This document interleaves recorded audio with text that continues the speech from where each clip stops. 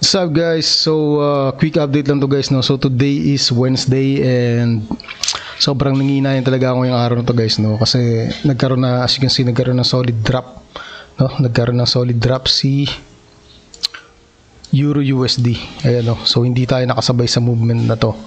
So kanina nagising ako, late na ako nakatulog kagabi, nagising ako around almost 9 na, and after breakfast, so nag-check muna ako ng sasakyan, check ko yung engine, yung makina, naglinis, and naglinis din ng kotse, and then nag-ikot-ikot sa paligid ng bahay, and then pagbalik ko at 11 a.m. ito yung bumungad sa akin guys, no. Nagkaroon ng solid drop, no. Nagkaroon ng solid drop si Euro USD.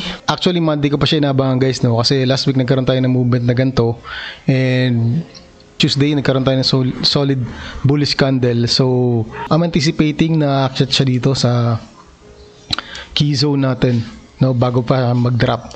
So I'm preparing.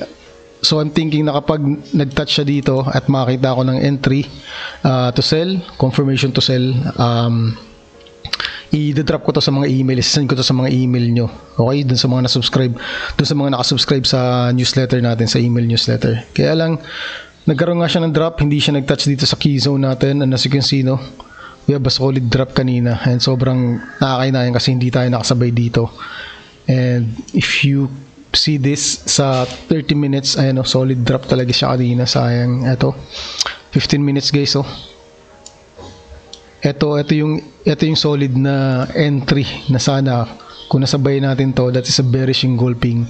Huli natin sana tong movement na to pababa. So that is around ilang pips ba to na pwede tayo mag-profit dito.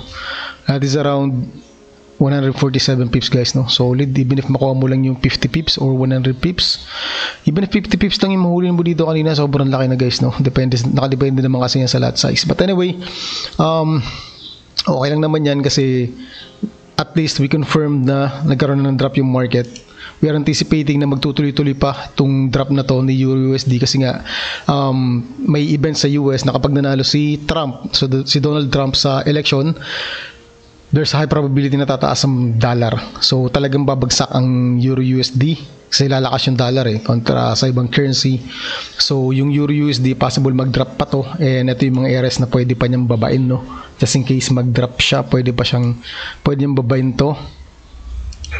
Itong mga lows na to, pwede niya itong babain, no. So pwede niya, this is almost extreme, so hindi natin masabi na i-touch niya, pero pwede rin naman babain niya pa yan, okay. So as you can see, we are dropping right now, but anyway, we still have an opportunity dito guys, no. Pwede nyo gawin is, kung gusto nyo sabayan to ngayong araw, maybe mamayang London or New York magkaroon tayo ng opportunity para makapag-take ng sell. So ang gagawin nyo guys, no, i-mark nyo lang tong Kizo, yung Fibonacci nyo, and hintayin nyo na mag-retrace anywhere sa golden key zone, sa mga golden zone ng Fibonacci. So dito, there's high probability na akyatin niya to, just in case hindi na siya bumaba pa, no. Pero kung sakaling bumaba pa siya, mag-drop down pa, i-adjust nyo lang yung fib nyo, i-adjust nyo lang yung fib nyo hanggang sa magkaroon na siya ng gantong retracement, no, hanggang magkaroon na siya ng gantong retracement, no. So babantayin natin to, yung move ng Euro USD today. Mamaya possible New York, London or New York magkaroon tayo ng trade opportunity dito.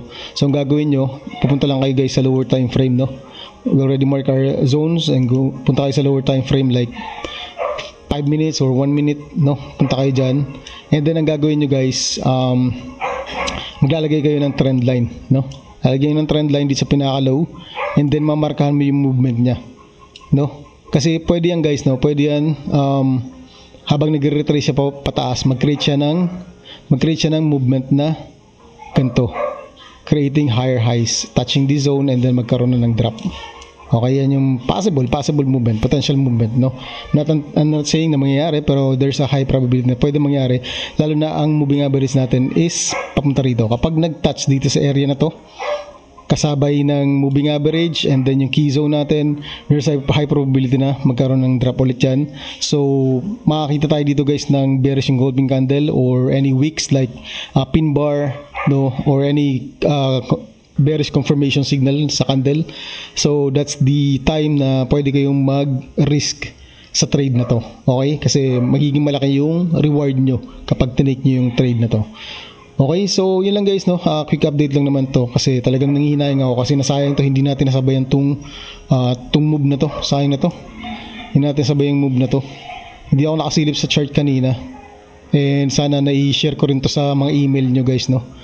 But anyway, ito lang yung video natin, no? Quick update na kasi mamaya there's a high probability na magkaroon tayo ng trade opportunity dito kay Euro USD, no? And sa mga other USD pairs. So yun lang guys, no, sa video na to, and happy trading sa lahat baguhan and expert na. So happy trading sa lahat guys, no. God bless and bye bye.